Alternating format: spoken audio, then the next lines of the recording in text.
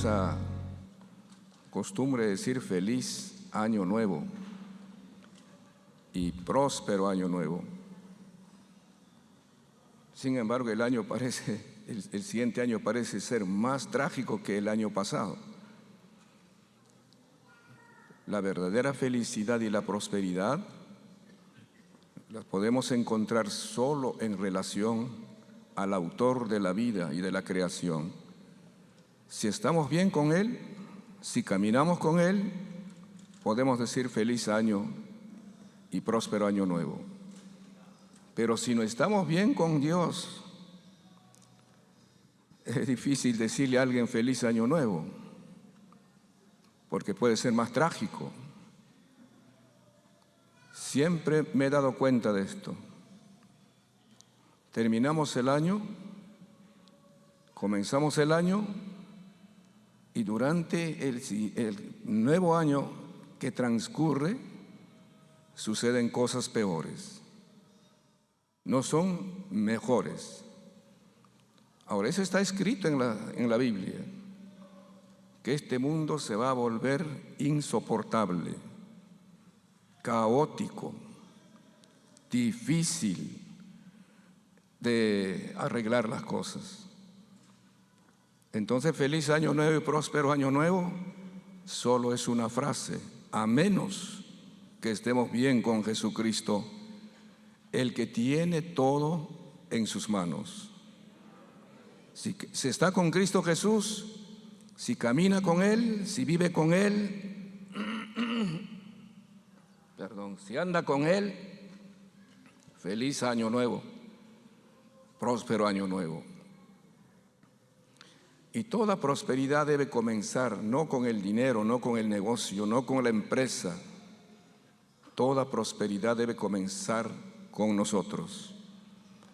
Vamos a leer, o antes de eso, si hay alguna persona que nos está visitando a esta reunión. Por aquí hay alguien que nos visita, puede levantar su mano. Bienvenido, hermano, que viene de Huancavelica, qué bueno. Por acá hay alguien que nos visita, bienvenida a usted, también a usted. ¿Alguien más puede levantar su mano? ¿Cómo le recibimos?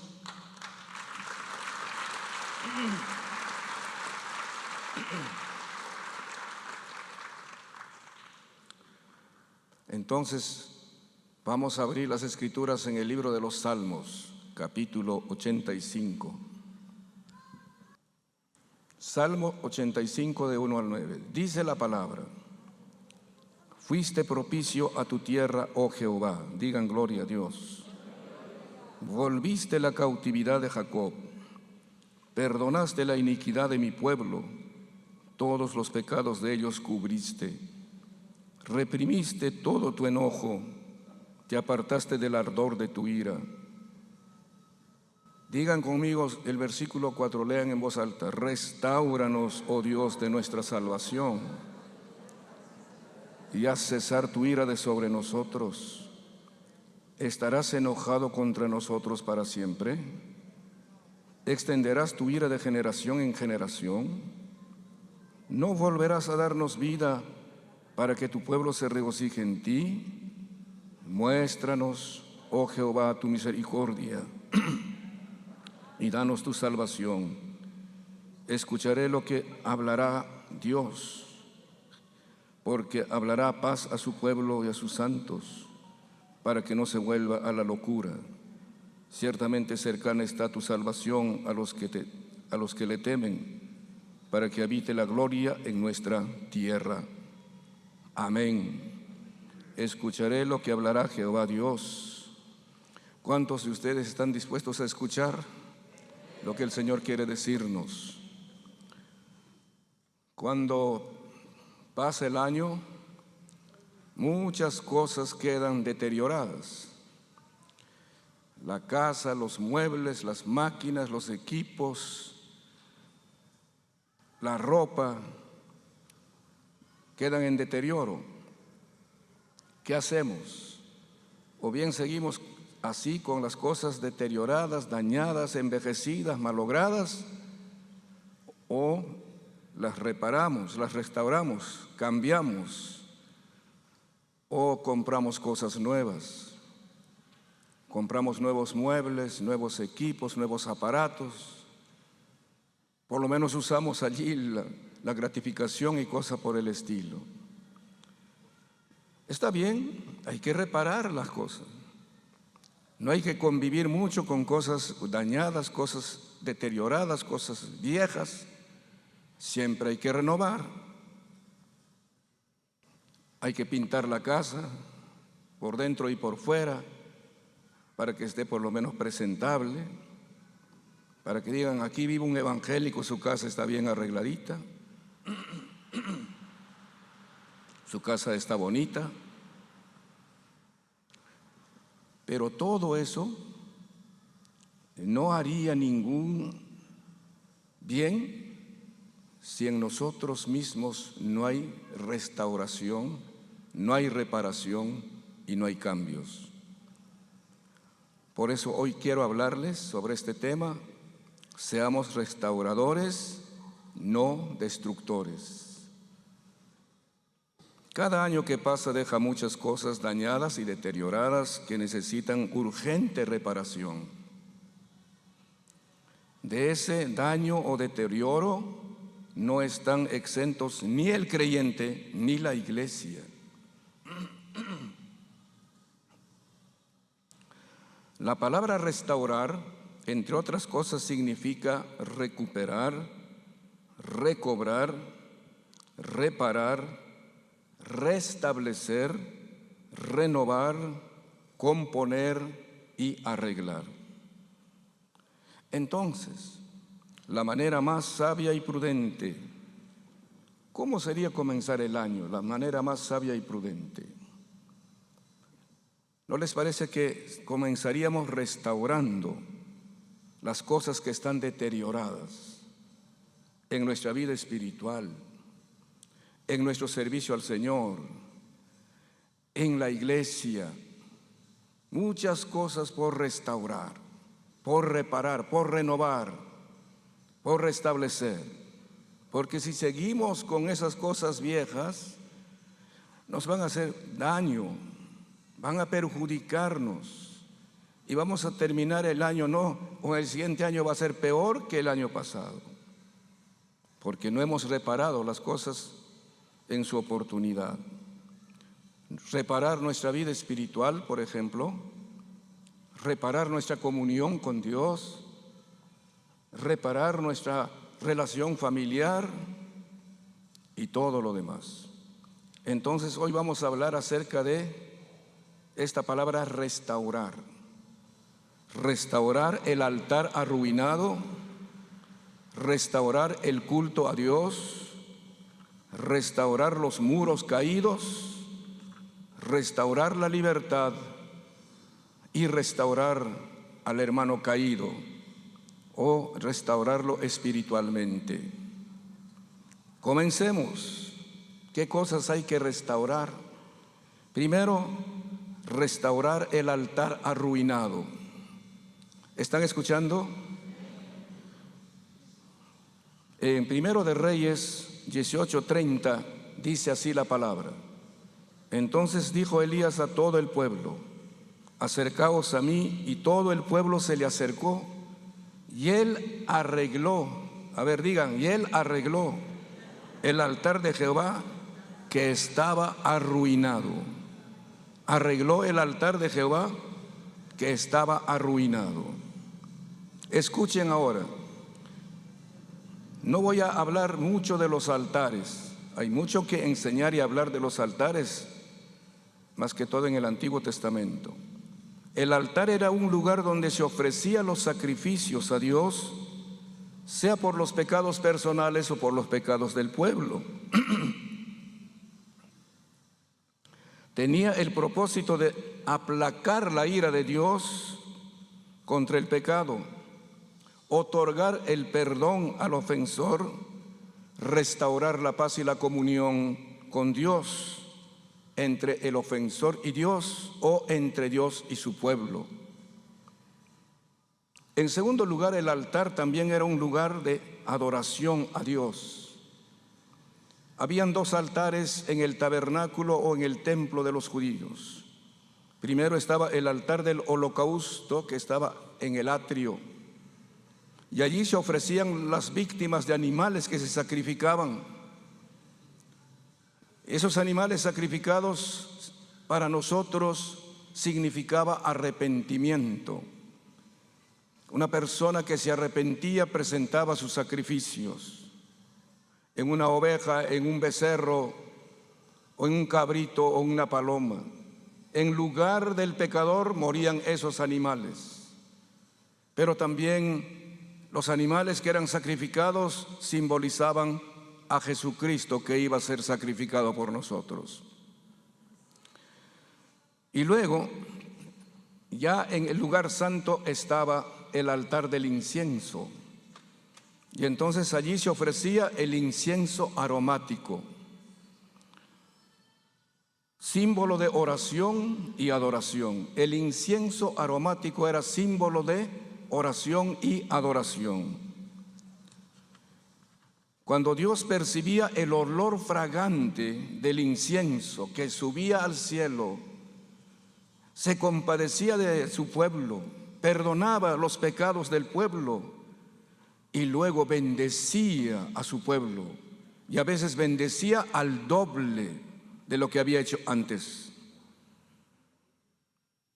En tercer lugar, el altar era un lugar de encuentro, digan lugar de encuentro y comunión entre Dios y el hombre.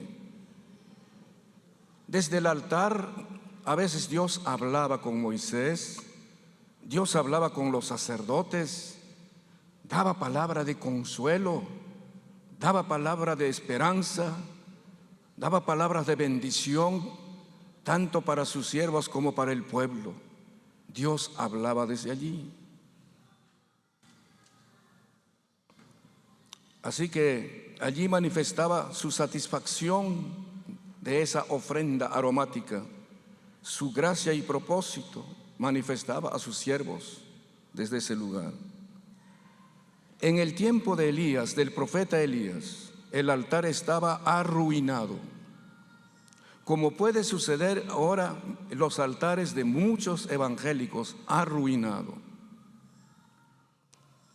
No pierdan de vista que el altar era un lugar de sacrificios, un lugar de adoración y un lugar de encuentro entre Dios y el hombre.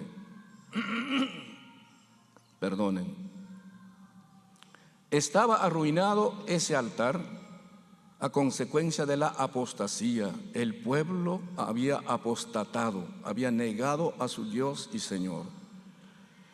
A consecuencia del paganismo que se había metido al pueblo a través de la idolatría.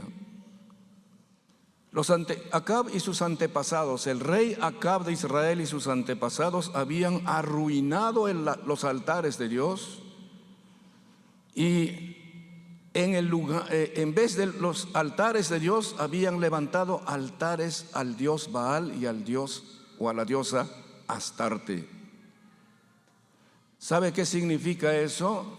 Significa profanación del templo de Dios. ¿Qué significa eso? Significa apostasía, porque dejando la verdadera adoración, introdujeron una falsa adoración. ¿Sabe qué significaba eso? Rebelión y desobediencia. Ahora escuchen.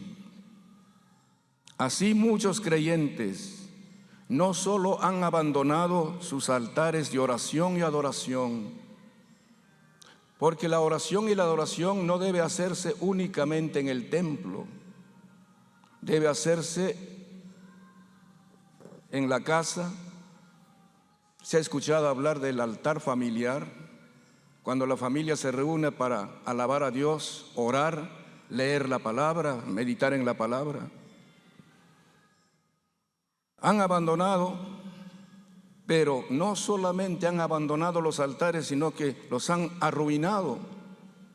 ¿Y sabe quiénes han arruinado los altares? Los que han pecado, los que han vuelto al mundo, los que han ofendido a Dios. Así han cambiado de amo. y están adorando a otros dioses. Y una de esas diosas, Astarte, que era la diosa de la sensualidad, está reclamando a la adoración al sexo, la adoración al placer, la adoración a los hábitos pecaminosos, vicios. Alguien se postra ante la cerveza, otro se postra ante la droga, otros están postrados ante la pornografía y cosas así, porque arruinaron sus altares y están adorando a otros dioses. Sabemos que el Señor debe ocupar el primer lugar en nuestras vidas, pero cuando alguien o algo ocupa el primer lugar, entonces quiere decir que ya se cambió de adoración. Por ejemplo, hoy mismo, si ocupa el primer lugar un paseo a la playa antes que adorar al Señor, eso ya significa que algo está pasando con ese cristiano, con esa persona. O por el día de su cumpleaños, justifica que puede tomar un poco de licor, que puede participar con la visita, con los familiares, algunas cosas mundanas. O en la misma recepción del Año Nuevo, el famoso brindis, por ahí comienza todo. Y está abandonando su altar o arruinando su altar. Y necesita urgentemente restaurar o lo va a dejar así. Segundo, restaurar el culto a Dios. Según Esdras 3, 1 al 3 dice: cuando llegó el mes séptimo y estando los hijos de Israel ya establecidos en las ciudades, se juntó el pueblo como un solo hombre en Jerusalén. Entonces se levantaron Jesúa, hijo de Josadac, y sus hermanos los sacerdotes, y Zorobabel, hijo de Salatiel, y sus hermanos, y edificaron el altar del Dios de Israel para ofrecer sobre él holocaustos, como está escrito en la ley de Moisés, varón de Dios. Y colocaron el altar sobre su base, porque tenían miedo de los pueblos de las tierras, y ofrecieron sobre él holocaustos a Jehová, holocaustos por la mañana y por la tarde. Durante la cautividad de Israel en Babilonia, que duró 70 años, Israel no pudo rendirle culto a Dios. ¿Cómo habrá sido eso? 70 años que no pudo rendirle culto a Dios. Primero porque eran esclavos. Y un esclavo no puede adorar a Dios, no puede alabar a Dios, no puede orar a Dios. Si alguien está esclavizado por el vicio, por el pecado, por el mal hábito, no puede adorar a Dios. Porque para adorar a Dios hay que estar libre de toda esclavitud, especialmente de la esclavitud del pecado. ¿Por qué no pudieron adorar a Dios en Babilonia? En segundo lugar, porque en tierra extraña y pagana no se podía adorar a Dios. Tenía que ser en Jerusalén en ese tiempo. Por eso dijeron ellos: aquí no podemos cantar alabanzas a Dios. En Egipto el pueblo no podía adorar a Dios. En Babilonia tampoco. O sea, la gente lloraba, la gente lamentaba y clamaba y decía: ¿cuándo volveremos a tocar nuestras arpas? ¿Cuándo volveremos a tocar nuestros címbalos? ¿Cuándo volveremos a adorar a Dios? Era un tiempo trágico, crítico para el pueblo de Israel. Entonces, cuando bajo el liderazgo de Esdras, el sacerdote y escriba, Zorobabel y el sumo sacerdote Josué, un grupo de judíos regresaron a su país y a Jerusalén, ¿qué felicidad les habrá causado ese retorno? Entonces, cuando llegaron a Jerusalén, escuchen esto. Lo primero que hicieron, no levantar sus chozas, no levantar sus carpas, no levantar su casa, sino levantar un altar a Jehová. porque por tantos años no se había hecho eso. Pusieron como su prioridad, como la cosa más urgente, la adoración al Señor, rendirle culto a Dios. Y entonces allí ofrecieron sacrificios. Según Nehemías, estaban llorando muchos de ellos, lloraban a mares. Primero, diciendo cómo tanto tiempo no pudimos adorar a Dios, no pudimos rendirle culto a Dios. Segundo, porque estaban felices que ahora sí estaban en su tierra para rendirle ese culto a Dios. Hay personas que alguna vez creyeron en Dios, aceptaron a Cristo como su Salvador, adoraron y rindieron culto a Dios por algún tiempo. Cantaban aquí alabanzas, aquí se deleitaban, gustaban del don celestial, como dice Hebreos capítulo 6. Pero han dejado, después de ofrecerle culto a Dios. ¿Y por qué han dejado de ofrecer ese culto a Dios? Porque las cosas materiales tomaron prioridad, trabajo, busca de dinero, negocio, empresa, viajes y lo que sea. Tomaron el primer lugar y dejaron de rendirle culto a Dios. Y otros cayeron al pecado y comenzaron a rendirle culto a otros dioses, a otros amantes. Esas personas necesitan restaurar el culto a Dios urgentemente, porque en esas condiciones el año nuevo no le va a hacer ningún bien, no le va a traer ninguna felicidad, ninguna prosperidad. Al contrario, puede servirle de muchos lamentos y fracasos.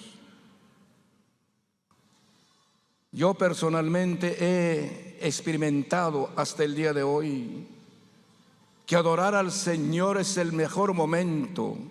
En el lugar donde se adora al Señor es el lugar más hermoso. Es el momento más dulce y agradable, adorar al Señor. ¿Cuántos de ustedes han experimentado eso? Y este es el lugar donde adoramos al Señor como pueblo de Dios, como iglesia del Señor. Pero ¿dónde usted va a adorar a Dios? En tierra extraña, donde hay pecado, donde hay maldad, donde hay engaño, donde hay mentira, donde hay robo. ¿Dónde? Necesita restaurar su culto a Dios. Dejó de asistir a los cultos de oración, a los cultos de adoración, de alabanza como hoy. Prefirió otras cosas, amigos, enamorados, enamoradas, cualquier otra cosa. Y entonces dejó de rendirle culto a Dios y está rindiendo culto al dinero, culto al placer, culto a la fama, culto al negocio. Entonces necesita restaurar el culto, el verdadero culto a Dios. Tercero, restaurar los muros. En Nehemías 1:3 dice: y me dijeron, el remanente, los que quedaron de la cautividad allí en la provincia, están en gran mal y afrenta, y el muro de Jerusalén derribado. A ver, si puedes resaltar en su Biblia: y el muro de Jerusalén derribado, y sus puertas quemadas a fuego. Capítulo 2, versículo 13. Y salí de noche por la puerta del valle hacia la fuente del dragón y a la puerta del muladar, y observé los muros de Jerusalén que estaban derribados, y sus puertas que estaban consumidas por el fuego. Les dije pues entonces al pueblo que había ido con él, o de los que habían quedado, estaban reunidos, les dije pues: vosotros veis el mal en que estamos, que Jerusalén está desierta, la ciudad amada, la ciudad santa está desierta, y sus puertas consumidas por el fuego. Venid y edifiquemos el muro de Jerusalén. Vengan, vamos a levantar los muros de Jerusalén, y no estemos más en oprobio, o sea, en vergüenza. Hemos caído en vergüenza. los enemigos se burlan y se ríen de nosotros. ¿Qué significa eso de levantar los muros? Las ciudades antiguas estaban cercadas con muros anchos y altos y fuertes para proteger y dar seguridad a sus habitantes. ¿Están escuchando? Previendo épocas de asedio e invasión del enemigo, los muros de Jerusalén tenían 34 torres. Encima de los muros habían 34 torres y 8 puertas. En tiempos de guerra, los arqueros, los que estaban ahí en las torres, disparaban desde las torres contra los enemigos y desde los muros echaban piedras sobre los atacantes, sobre los invasores. Ahí estaban los centinelas, ahí estaban los llamados vigías, los guardianes de la ciudad, ahí en los muros y en las torres. Vamos a ver como ejemplo 2 de Samuel 11, 20 al 24, cuando el rey David recibe la noticia de un problema con su ejército. Entonces Joab le dice al mensajero: si el rey comenzare a enojarse y te dijere: ¿por qué os acercasteis demasiado a la ciudad para combatir? ¿No sabíais lo que suelen arrojar desde el muro? ¿Quién hirió a Abimelech, hijo de Jeroboam? ¿No echó una mujer del muro un pedazo de una rueda de molino y murió en Tebes? ¿Por qué os acercasteis tanto al muro? Entonces tú le dirás: también tu siervo Urías Eteo es muerto. Ahí David estaba diciendo: desde los muros tiran piedras, los centinelas, desde los muros dan aviso al pueblo cuando hay un peligro. Desde los muros ellos cuidan la ciudad. Cuando los babilonios invadieron a Jerusalén, destruyeron todos los muros. ¿Están escuchando?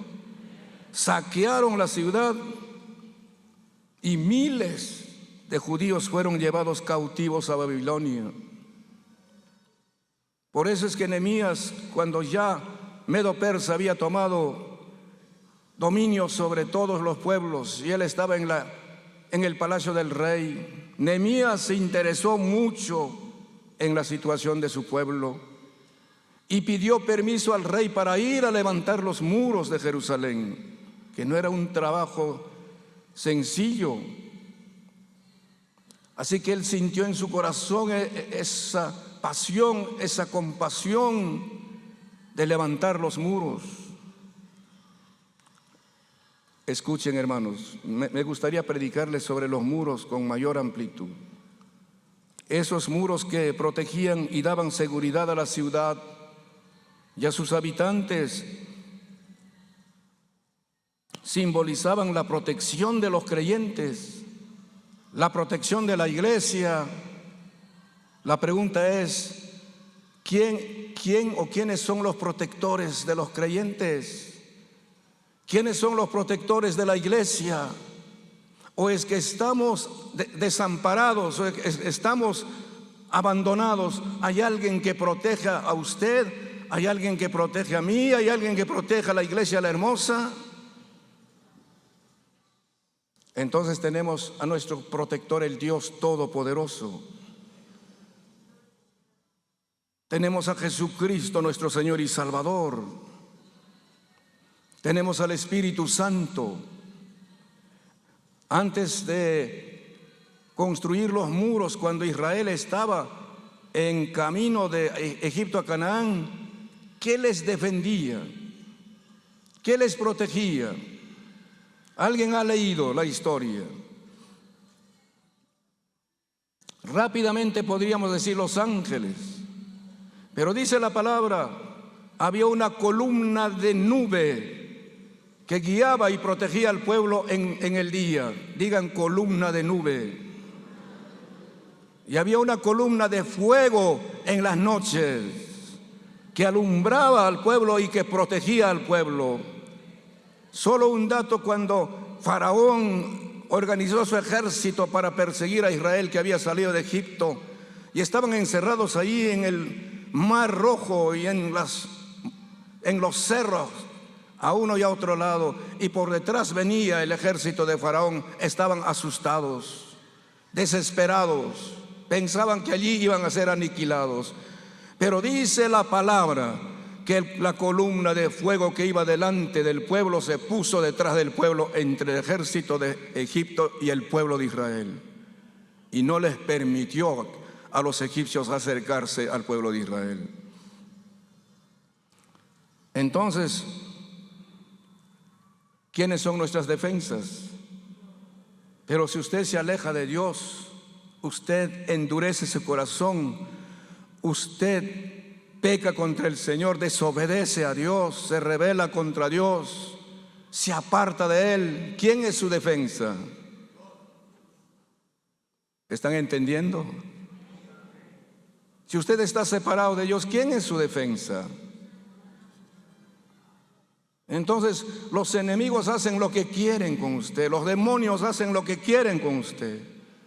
Los demonios lo agarran a usted del cuello, lo que sea, y lo arrojan y lo hacen tropezar, pecar, hacer cosas indebidas. Le llenan de enojo, le llenan de ira, de amargura, de cólera, y comienza a gritar, comienza a dañar a otros. Son espíritus malignos. Pero cuando tiene el Espíritu Santo, usted tiene paz, tiene paciencia, tiene dominio propio con la presencia y la ayuda del Espíritu Santo. Entonces, dice la palabra en Isaías 26:1, en aquel día cantarán este cántico en la tierra de Judá. O sea, cuando Israel se ha restaurado. Fuerte ciudad tenemos, salvación puso Dios por muros y antemuro. El mismo Dios se ha levantado como un muro fuerte y como un antemuro que nadie puede invadir, que nadie puede entrar. Nuestro Dios es ese muro de fuego, ese muro de protección. Por eso dice en Proverbios, cuando alguien es tentado o está frente a una situación difícil, dice así: torre fuerte. Digan conmigo: torre fuerte es el nombre de Jehová. A él correrá el justo y será librado. Amén. Pero si sus muros están destruidos, usted no tiene a dónde ir. Correrá de un lugar para otro desesperado, correrá al hospital, correrá a la clínica, correrá al brujo, correrá por todos lados y no encuentra respuesta ni solución. ¿Cuántos de ustedes han comprobado que ante una situación difícil y desesperante han corrido a la presencia del Señor, se han puesto de rodillas y han clamado y han recibido el aliento y la fortaleza del Señor? Torre fuerte es el nombre de Jehová. Él es nuestro protector, Él es nuestra defensa. Diga gloria a Dios. Tenemos que estar rodeados de muros de fuego, muros de la presencia del Señor. Cuando usted se pone de rodillas, no está desamparado, no está abandonado. Alrededor de usted está el muro del Señor, la presencia del Señor.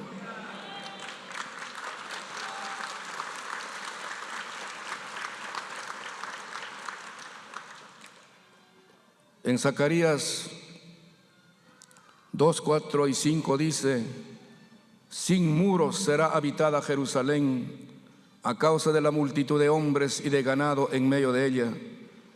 Yo seré para ella, dice Jehová, muro de fuego en derredor, y para gloria estaré en medio de ella. Gloria a Dios. Yo seré para la iglesia de la hermosa ese muro de fuego. Los enemigos buscarán cómo hacerle daño a los pastores, a los líderes, atacarán los brujos, se meterán, se introducirán, pero yo voy a hacer ese muro de fuego para ellos. Amén. Pero ese cuando uno está bien con el Señor, en comunión con el Señor, anda en el temor de Dios, anda en obediencia. Muchos cristianos se hallan desprotegidos o porque han descuidado su vida espiritual, o al volver al mundo y caer en el pecado han permitido que el enemigo destruya sus muros y saquee sus riquezas espirituales. Cristianos saqueados espiritualmente. ¿Qué necesitan esos cristianos? Levantar sus muros, restaurar sus muros, volverse al Señor con sincero arrepentimiento, confesarle sus pecados, humillarse delante del Señor. ¿Están escuchando? Cuarto, restaurar la libertad. Por eso el Salmo 85, 4 y 7 dice: restáuranos, oh Dios, de nuestra salvación. ¿Están escuchando, por favor? Restáuranos, oh Dios, de nuestra salvación, y haz cesar tu ira de sobre nosotros. Escuchen estas preguntas interesantes. ¿Estarás enojado contra nosotros para siempre? ¿Sabe que este salmo se escribió posiblemente cuando ya se estaba acercando el tiempo de la liberación de los judíos de la esclavitud en Babilonia? ¿Estarás enojado contra nosotros para siempre? ¿Extenderás tu ira de generación en generación? Nuestros pecados, Señor, nuestras desobediencias alcanzarán a nuestras generaciones. Ellos serán afectados por lo que nosotros hicimos. Nuestros hijos, nuestros nietos, bisnietos y tataranietos van a sufrir las consecuencias de lo que nosotros hicimos. No volverás a darnos vida para que tu pueblo se regocije en ti. Vuélvenos a dar vida, por favor. Desata nuestras cadenas de esclavitud. Quita nuestras cargas de opresión. Por favor, Señor, aplaca tu ira. Necesitamos libertad, porque aquí en tierra extraña y pagana no te podemos adorar. El pecado, aparte de provocar la ira de Dios, conduce a la esclavitud. Jesús lo dijo así: todo aquel que hace pecado, complétenlo, esclavo es del pecado. Y no lo dijo a los inconversos, sino a los religiosos judíos y a los que habían creído en Él. Muchos judíos que habían creído en Él. Todo aquel que hace pecado es esclavo del pecado. Y un esclavo no puede adorar a Dios, no puede tener comunión con Dios, necesita libertad. Por eso hay que restaurar la libertad. Si usted cayó, si usted tropezó, si usted resbaló, ¿qué va a hacer así? Necesita restaurar su libertad. Y hoy podemos restaurar esa libertad delante del Señor y comenzar el año primero con los altares reconstruidos o restaurados. Segundo, con el culto a Dios. El único culto que se debe rendir es al Señor, a nadie más. ¿A quiénes usted adoró durante el año 2022? ¿Adoró el trabajo? ¿Adoró el negocio? ¿Adoró los paseos? ¿Adoró la comida? ¿Adoró vicios? ¿Adoró hábitos? ¿A quién adoró durante el año 2022? Cambió de amo. Cuando Jesús dice, esto es lo que dice la palabra: amarás al Señor con todo tu corazón. Tu corazón no debe estar inclinado, ni un pedazo de tu corazón, a otros dioses, a otros amantes. Todo tu corazón debe estar entregado únicamente a tu Señor y Salvador. Amarás al Señor con toda tu alma, tus sentimientos, tu intelecto, con toda tu mente. Ámalo, adóralo. Si usted cayó después de haber obtenido su libertad, cayó en esclavitud. ¿Qué va a hacer así esclavo? Los esclavos no pueden adorar a Dios. Los esclavos no pueden cantar con libertad. Los esclavos no pueden orar. Solo se lamentan de su esclavitud y a veces ni se dan cuenta que están esclavos.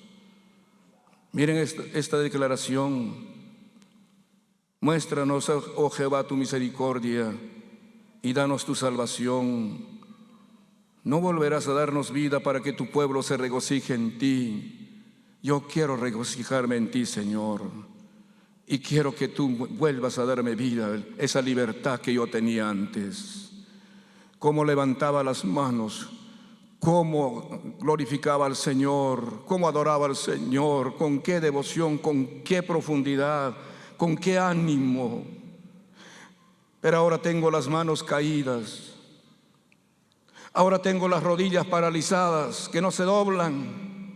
Ni en mi casa puedo doblar mis rodillas, Señor. Ahora tengo la boca como ¿qué le ponen a los caballos? El bozal o el freno, que no puedo cantar ni alabar al Señor. Me cuesta, Señor, alabarte con toda libertad. Y a veces hasta me pongo a criticar a los que alaban. Algo ha pasado en mi vida, Señor. Es que me he vuelto esclavo de algo y necesito libertad. Quiero restablecer mi libertad el primer domingo del año y el primer día del año. Quiero, Señor, restablecer mi libertad. ¿Qué les parece? Finalmente, aunque aquí no se agota todo, restaurar al hermano caído o restaurar espiritualmente. Miren lo que dice Gálatas 6:1. Hermanos, si alguno fuere sorprendido en alguna falta, está hablando de algún hermano, algún miembro de la iglesia, vosotros que sois espirituales, no sé cuántos espirituales sabemos en este lugar, vosotros que sois espirituales, restauradle con espíritu de mansedumbre. Restaurar a ese hermano caído. Hay que restaurar a esa hermana caída, considerándote a ti mismo, no sea que tú también seas tentado. Cuando un cristiano cae en pecado, sufre una fractura. ¿Están escuchando? Sufre una fractura, como una rotura de huesos. Es como que alguien se ha roto los huesos a consecuencia de una aparatosa caída. Si usted se resbala por aquí, por ejemplo, y se golpea la columna o se golpea el cráneo, ¿cuál va a ser el resultado? Por eso hay mucha gente fracturada en el tobillo, o en la pierna, en el fémur, o en la tibia. Gente fracturada. ¿Qué hace esa gente fracturada? No puede caminar. ¿Qué más? No puede trabajar. ¿Qué más? Tiene que ir a un tratamiento urgente para ser restaurado. Dice esta palabra restauración en griego, significa eso. Y ahí viene la palabra trauma, traumatología. ¿Quiénes van a un traumatólogo? ¿Alguna vez? ¿Algunos de ustedes han acudido a un traumatólogo? ¿Por qué fue al traumatólogo, hermano? Claro. Entonces un hermano que ha caído en el pecado, una hermana que ha caído está así como que se ha roto los huesos. ¿Qué hay que hacer con ese hermano? Hay que ayudarle a restaurarse. Este cristiano caído, al igual que un paciente físico, necesita un tratamiento urgente para su restauración. Pero escuchen, a veces la gente no entiende eso. En esta restauración del hermano caído participan 3 personas. o tres entidades. Primero, el que sufrió la caída. El que sufrió la caída tiene que desear ser restaurado con un sincero arrepentimiento que se evidencia por su disposición de ser restaurado, aunque el proceso resulte doloroso. ¿Me están escuchando? Yo me fracturé esta muñeca y fui al tratamiento. Encontré una fila de personas fracturadas a la pierna, a la columna, al omóplato. Y saben, estaban tratando uno por uno y algunos gritaban de dolor. Y cuando me trataron esta muñeca fracturada, un traumatólogo me agarraba de aquí, el otro todo el cuerpo, y entonces el otro jalaba y crack, y crack, y crack, sonaba el hueso. Y así está volviendo. ¡Ah! Pero qué dolor. No importa si duele, pero lo importante es la restauración. Entonces, primero es el que ha caído. Segundo, nuestro Dios clemente y piadoso, que perdona el pecado en respuesta a la confesión y al arrepentimiento del penitente. Al igual que el rey David, ten misericordia de mí, oh Dios, ten piedad de mí, oh Dios, conforme a tu misericordia. Conforme a la multitud de tus piedades, borra mis rebeliones. Lávame más y más de mi maldad y límpiame de mi pecado. Contra ti solo he pecado y he hecho lo malo delante de tus ojos. David no dijo: Betsabé tuvo la culpa. David no dijo: otra persona tuvo la culpa. Contra ti solo he pecado y he hecho lo malo delante de tus ojos. Arrepentimiento sincero. Y Dios escucha. Dios no escucha excusas. Dios no escucha justificaciones. Lo que Dios escucha es confesión y arrepentimiento. Entonces Él perdona. No importa en qué profundidad, en qué grado haya caído ese hermano y esa hermana, al ver ese corazón. Por eso David dijo: al corazón contrito y humillado. Esa oración posiblemente David lo hizo con un corazón rasgado, quebrantado, llorando. Al corazón contrito y humillado no despreciarás tú, oh Dios. Entonces, cuando las personas caen, dicen: ¿quiénes son ustedes para que me juzguen? Y también los demás hacen. Con eso nunca va a ser restaurado. Perdonen que les diga esto. Cuando yo trato un caso así, no es fácil. Choca, duele. Y yo le digo al paciente, al que está fracturado: ¿quieres ser restaurado o quieres continuar así como estás? La mayoría me dice: sí, quiero ser restaurado, pero tu restauración va a ser dolorosa, no va a ser fácil, porque es así. Y ahí viene la tercera entidad, la iglesia, a través de sus ministros, para aplicar y dar seguimiento al proceso de restauración por un tiempo determinado. Claro, hermanos, caído, nos duele, nos choca el corazón, pero queremos restaurarte. Escucha, si tú eres pastor, si tú eres líder, uno que está fracturado no puede caminar. Uno que está fracturado no puede trabajar. Tú vas a dejar de predicar, dejar de enseñar, dejar de ser líder hasta que seas restaurado totalmente. Tienes que someterte a un tiempo de restauración. No es cuestión de si hoy me arrepiento y mañana vuelvo al trabajo. No es así. Tiempo de restauración.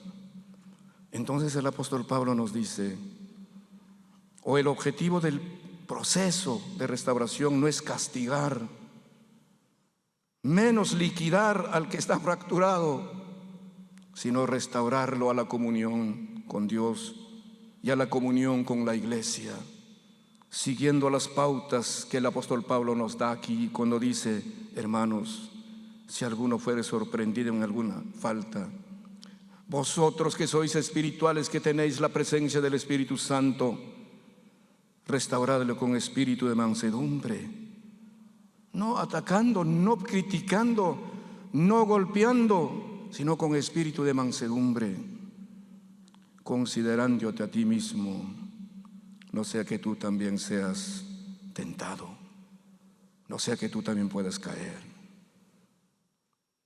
Entonces, hay personas que necesitan ser restauradas.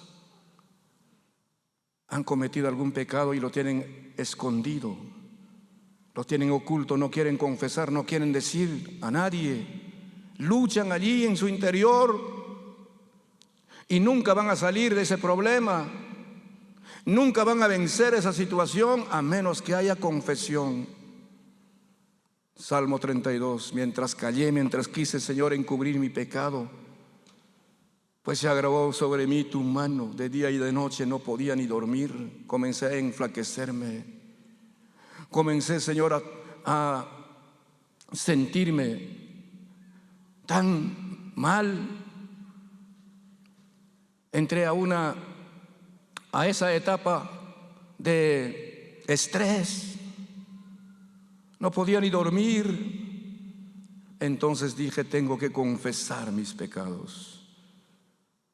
Te declaré mis pecados y tú perdonaste la maldad de mi pecado. La restauración no se hace en silencio. La restauración no se hace ocultando. La restauración se hace confesando. La restauración se hace pidiendo perdón a Dios, pidiendo perdón a la iglesia. Termino con esto. Cuando un creyente cae, afecta por lo menos 4 o 5 relaciones. Escuchen, no es cosa sencilla. Primero, su relación con Dios está rota. Segundo, su relación con sus padres está rota. Tercero, su relación entre ellos que practicaron el pecado, si es pecado sexual, está roto, está dañado. Tercero, su relación con la iglesia está rota, porque dice la palabra que cada miembro es como el miembro de nuestro cuerpo. La iglesia está comparada con el cuerpo humano.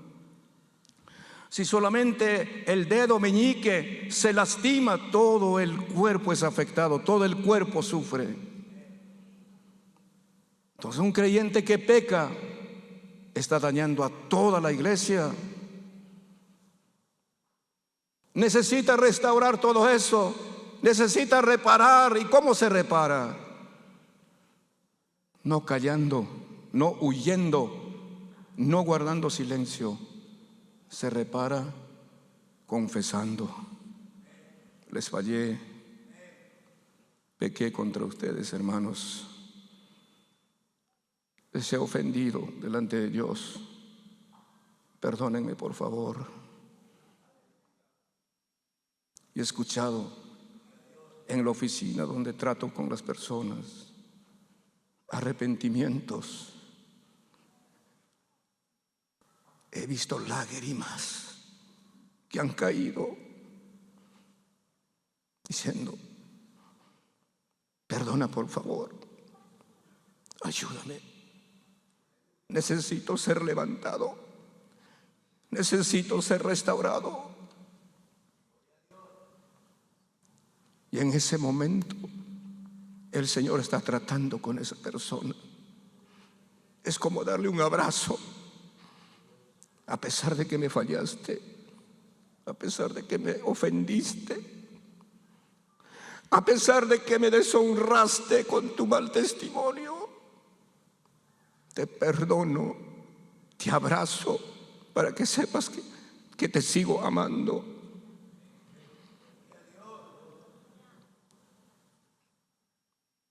Debemos comenzar el año restaurando muchas cosas, porque si seguimos así, de nada sirve decirnos feliz año nuevo. Restaurar el altar significa restaurar tu vida de oración, tu vida diaria de oración, sea personal, familiar o con la iglesia. Restaurar tu comunión diaria con Dios está por encima de todas tus ocupaciones. Restaurar el culto es restaurar tu tiempo de asistencia a las reuniones, tu tiempo de alabanza, de oración, de recibir la palabra como hoy estamos recibiendo. También es acudir a la casa de Dios con tu familia y participar juntamente con los demás hermanos en la fe, en la alabanza, en la adoración, y recibir la palabra de Dios para que seas fortalecido, para que seas instruido y edificado. Y espero que hoy estemos siendo instruidos y edificados. Restaura el culto a Dios. De nada te sirve cuando te alejas. Te engañas y te haces un daño. No le haces daño a los pastores, no les haces daño a la iglesia, a ti te haces daño. Restaurar los muros es restaurar tu plena comunión con Dios y tu continua dependencia de Dios, para que el enemigo no pueda invadir tu vida y dejarle en ruina tu vida espiritual. Debes tener segura tu protección, asegurada tu protección, que Jesucristo es ese muro de fuego que te protege. En la mañana, cuando salgas a trabajar, puedes encomendarte al Señor en oración. Cuando regreses de tu trabajo, igualmente para pasar la noche, encomendarte en las manos del Señor. No sé si vendrá terremoto, no sé si vendrán problemas de muerte, de enfermedad, pero te pones en las manos del Señor. Hagamos hoy todas las restauraciones necesarias y comencemos este año con cuentas pagadas, canceladas, para que nadie perjudique nuestros mejores anhelos y nuestros logros o nuestros objetivos. Estamos llamados a restaurar si es que hemos descuidado el altar de oración. Te has conformado con faltar a los cultos de oración. Con la justificación en mi casa también oro, pero también en relación con la iglesia.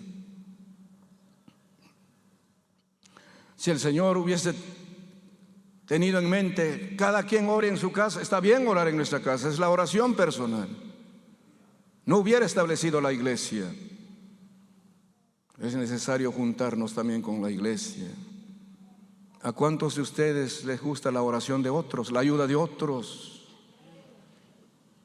Cuando nos juntamos, cuando nos unimos en oración, hay mayor ánimo, hay mayor fuerza, hay mayor manifestación del poder del Señor, porque la fe de unos y otros contribuye. ¿Cuántos de ustedes se dan cuenta que a lo mejor descuidaron el altar? ¿Está arruinado el altar? ¿Cuántos descuidaron su culto, su verdadero culto a Dios? ¿Han adorado a otros dioses? ¿Cuántos se han dado cuenta que han descuidado sus muros, están caídos, perdieron su libertad y necesitan ser restaurados de alguna caída, de algún tropiezo?